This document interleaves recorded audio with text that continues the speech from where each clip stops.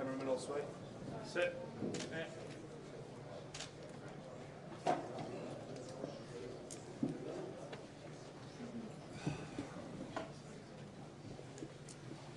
Thanks everyone for coming today. Family, friends, and the players means a lot. Today I'll be announcing that I'll be retiring from rugby league.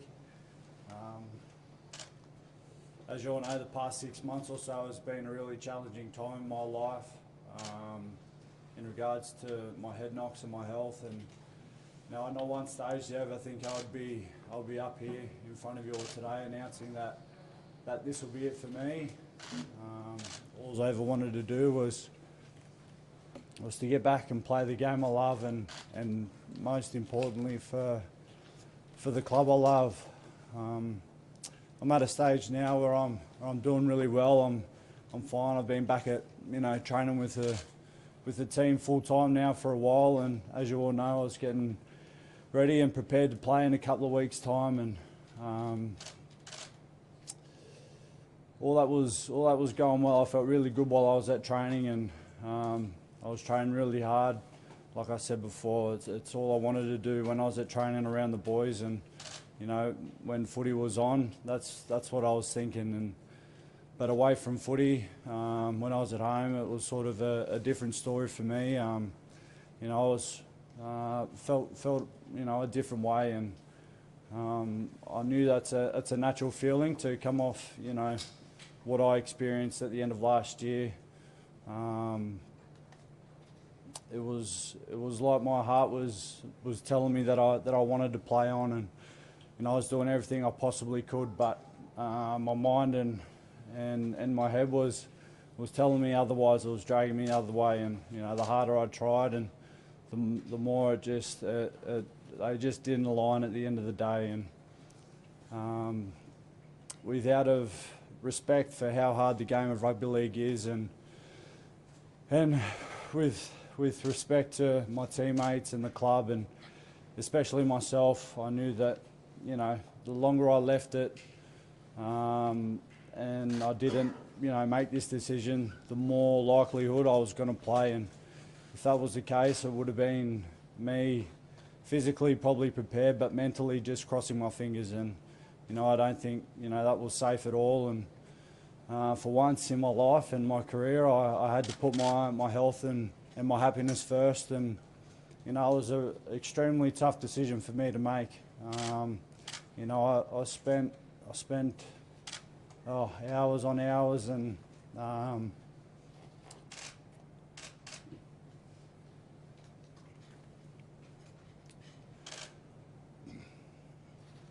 hours on hours and sleepless nights, trying to find a way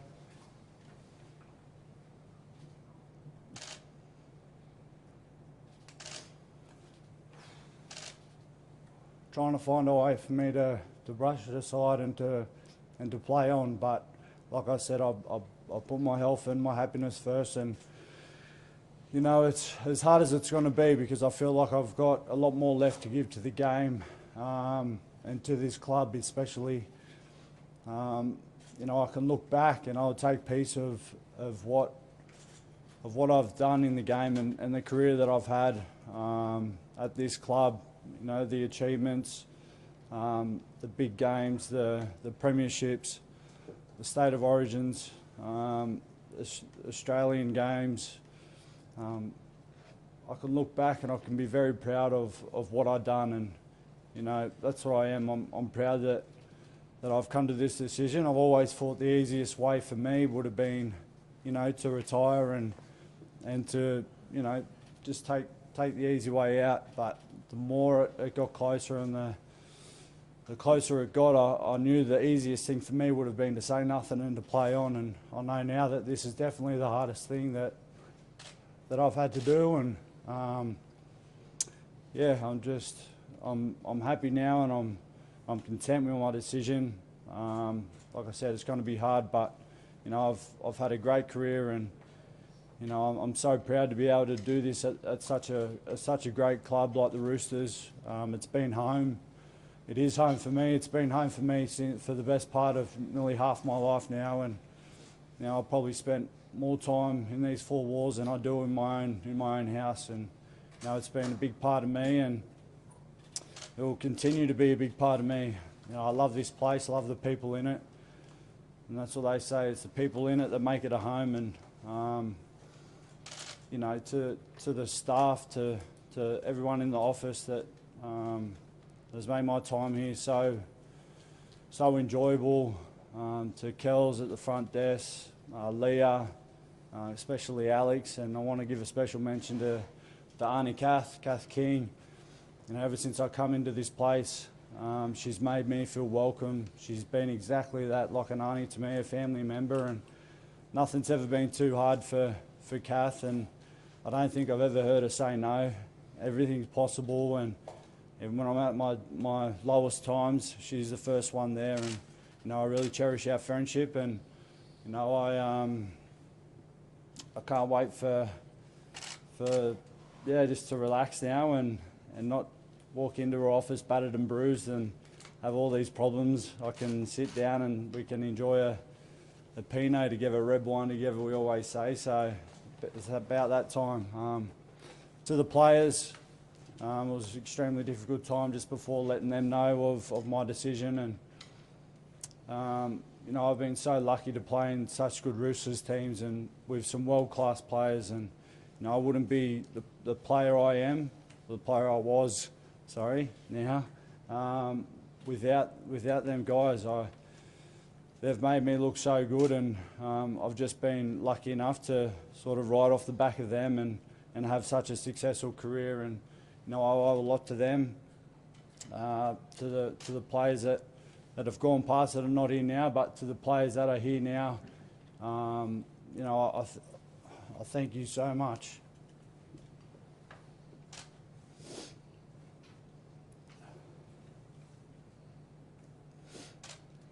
Thank you so much for what you've done for me on the field, but the memories that I've had off the field I'll cherish the most, and I'll hold close to my heart, and I've made friends for a lifetime that will continue, and I look forward to the next chapter in our lives together.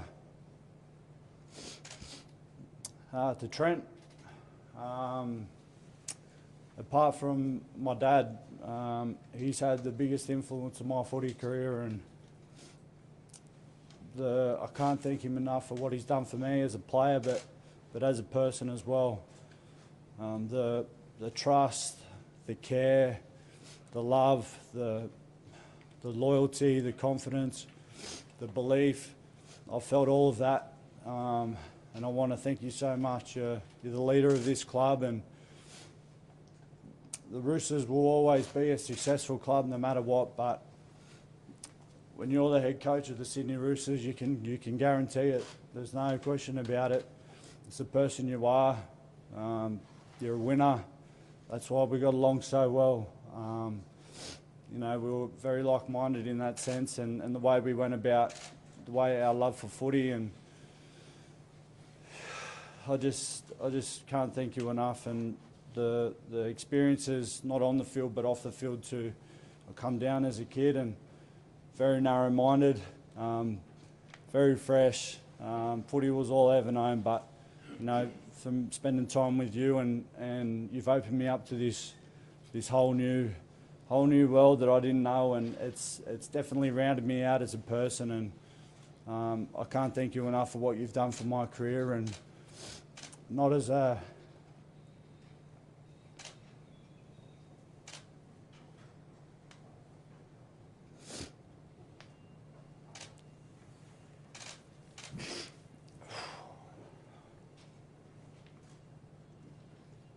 not as a player now, but as a friend. Thank you so much.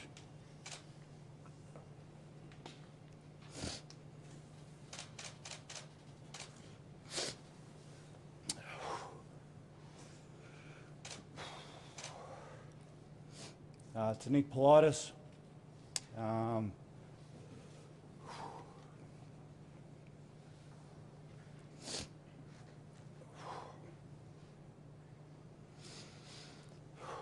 when you think of the Sydney Roosters, you think of Nick Politis, and you know that he's an extremely successful businessman. But more importantly to me, he's a better person. He's a better human, and you know, his love, his passion, and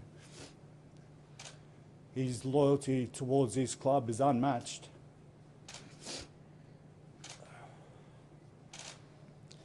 And I want to thank you for giving that all to me, mate. We were just chatting yesterday, and just before, as a 16-year-old kid, I remember laying up in hospital with a smashed jaw and probably out of it on all the drugs you can imagine. And Nick standing at the end of my bed just to make sure, checking in on me, to see if I was okay, and to meet my dad and to make sure we were all fine. And I was only 16 years old, and he had no right to be there that day. And it just goes to show the care he has for this club and his players. And you know, I'll never forget that. And thank you very much, Nick. To Freddie, thanks for coming today, mate. You know, yesterday's phone call was extremely tough, but I want to thank you. We've known each other for a while now, and yeah, we've become really close mates. And I can remember at the start of 2018, and there was talk and calls of some people that, you know, of my spot in the Origin team, and should I play or should I be sacked? And I remember you come out straight away and said that I was your captain and I was first picked, and you know, the confidence that gave me, you know, words can't describe, and you will never know the impact that had on me and my career at that stage. And I just wanted to go out. I didn't want to let you down, and that's what you do to your players. You make them believe, and that's why you're so successful, mate. Since you're at the Roosters, you've just been a winner, and I can't thank you enough. I had probably 6 of the best games that I've played in that jumper, because you were the coach, mate, and I thank you for everything you've done, and I look forward to, you know, spending some more time together in the future. To Mao, a quick thank you, mate, for all your support and your belief and confidence that you put in me. You know, there's no secret why you're an immortal of the game. You know, everyone knows how you played the game, but the way you coach and, you know, the way you demand excellence, and you know, I can't thank you enough of what you've done for me and the confidence that you put in me to go out and play well in that jersey. To my family and friends, thank you so much. You know, my biggest supporters have been there for me throughout everything, but especially Dad. Ever since a kid, you always told me that I was the best, and you always made me feel that I was the best, and you know, you still do to this day. And the sacrifices that you made for me as a kid, I didn't really know when I was younger, but when I'm a bit older, I really appreciate what you've done for me. The countless trips across the countryside, New South Wales, playing rep footy games, and you know, the opportunities that you gave me allowed me to be where I am today and to be able to achieve what I've done. Thank you so much for my upbringing and what you've done for me as a son, and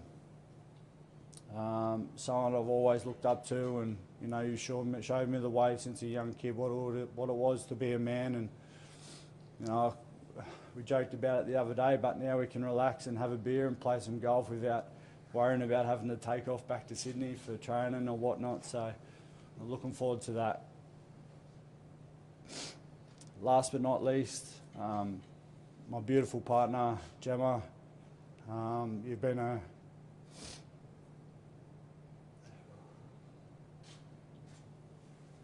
a tower of strength for me for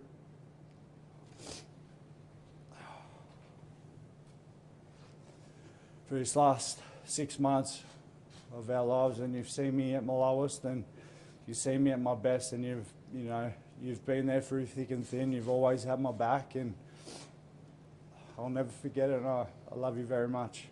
I look forward to what, the future has in store for us. It's just getting started now, so just want to say thank you again for everyone that's come today, and need to sort of brush away these tears. They're happy tears, I promise, and look back and celebrate the career that was. So thank you guys.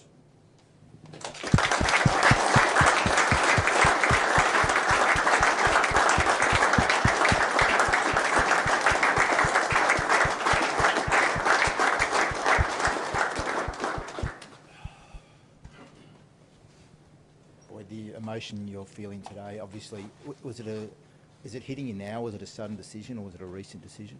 I made it about a week ago, Danny, and the first time saying it was the toughest time. Knowing that once I said it, I knew it was real, but it just felt like a massive weight that was lifted off my shoulders. But I knew that I was dreading today.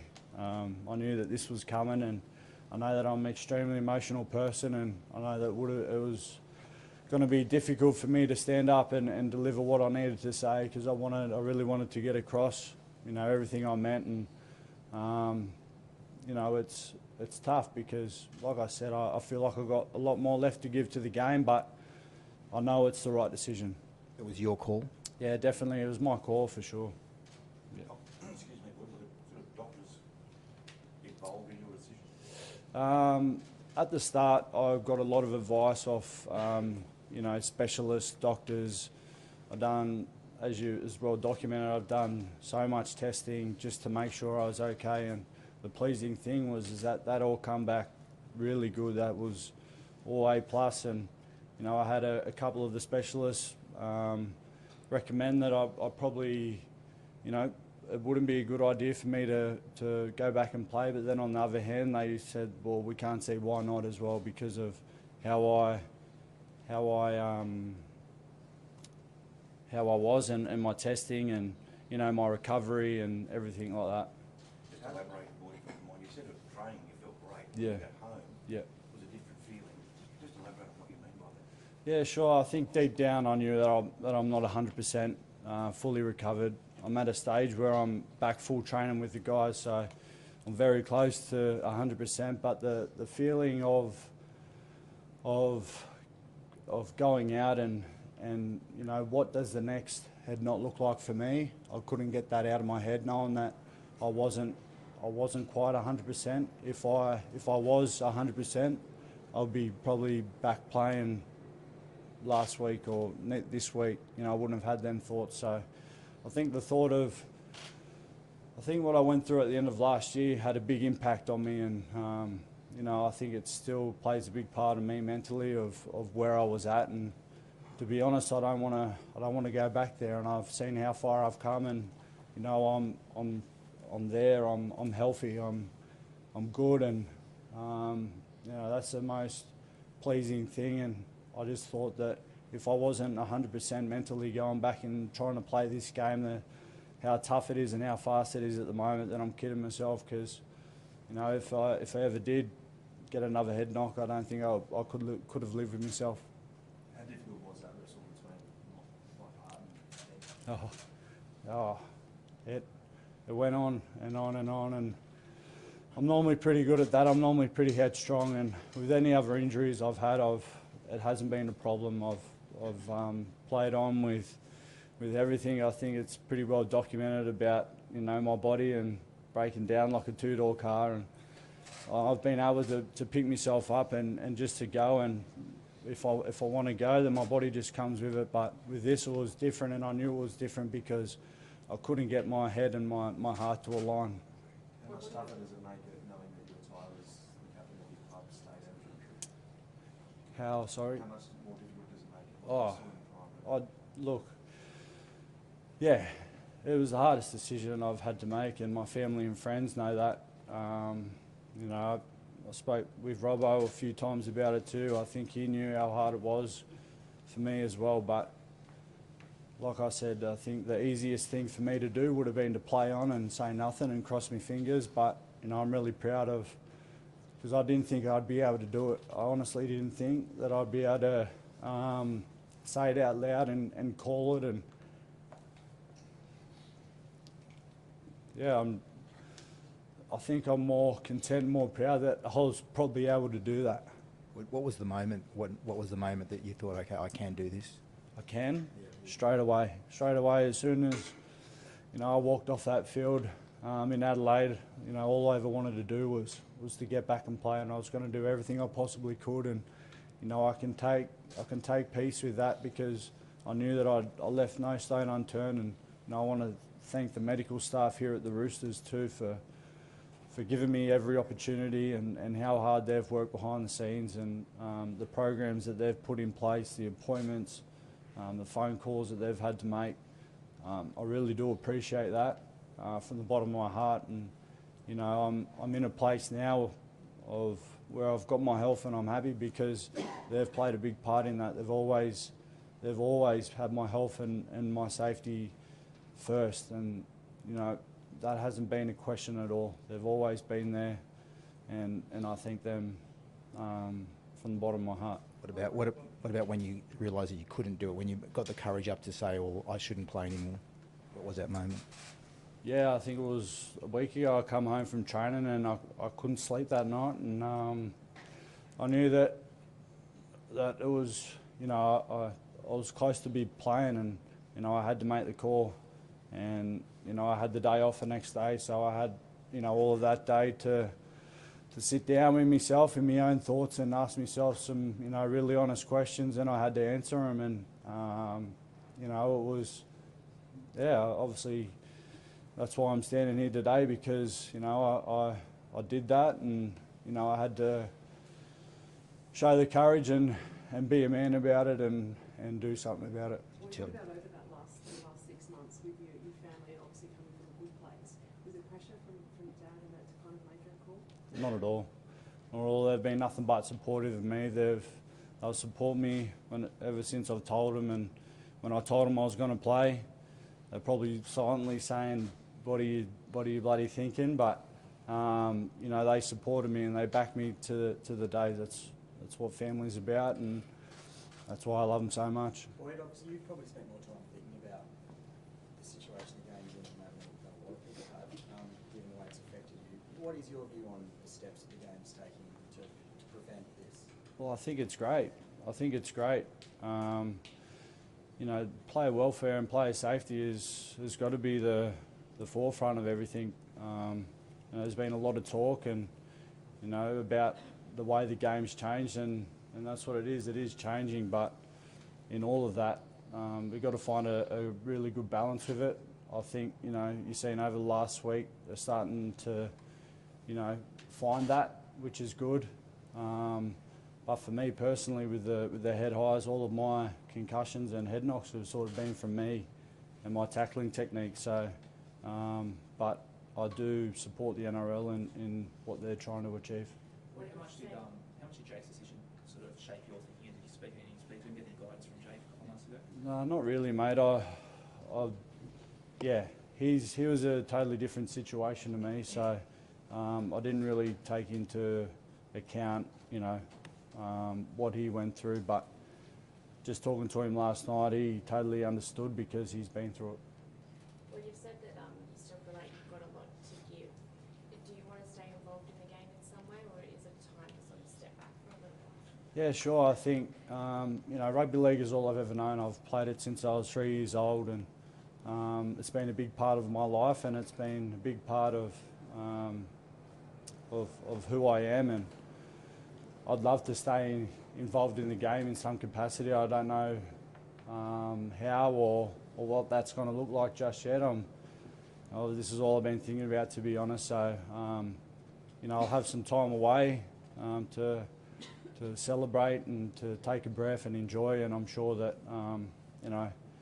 knowing myself, and I don't like to sit around.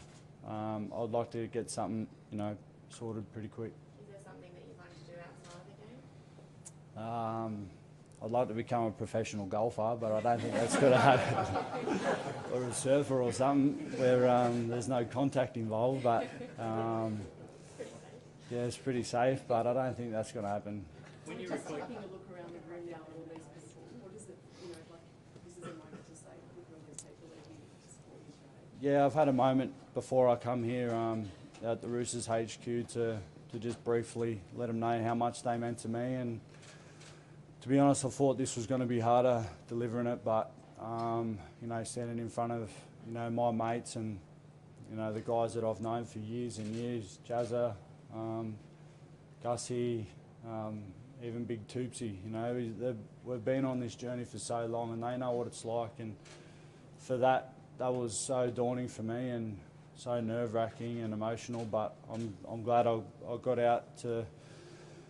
I was able to thank them for what they meant to me and what they'll continue to mean to me moving forward. when you reflect on your career, what stands out? Of all the things you've achieved, what's the number one thing for you? I think the number one thing for me would be to be able to call myself a Rooster. Definitely. Thanks so much. Boyd, given everything you've been through, would you change anything? Not one bit. I heard Moz say it the other day. If you put in front of you, this was going to be your career and this was going to be how you retire, probably selfishly I'd say I'd want more. That's just who I am, but where's the pen? I would sign it any day and I wouldn't change a thing. Thank you.